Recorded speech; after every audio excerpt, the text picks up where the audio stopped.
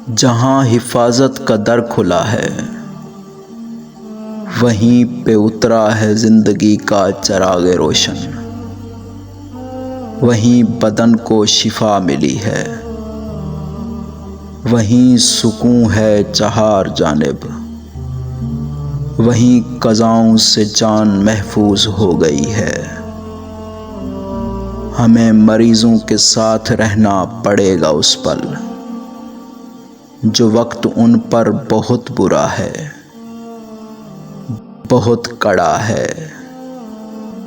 ये साथ रहना दवा है उनकी, यही हिफाजत खिज़ां रुतों में गुलाब मौसम को खींच लाती है ज़िंदगी तक।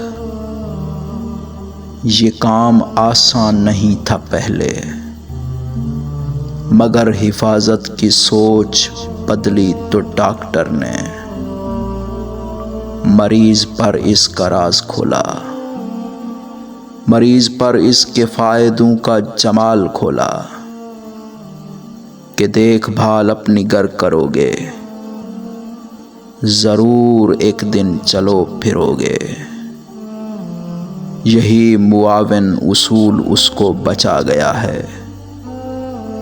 ये दिन मरीज़ों की जान बचाने, उन्हें तहफ़्फ़ुज़ का गुर सिखाने की जुस्तजू से बंधा हुआ है।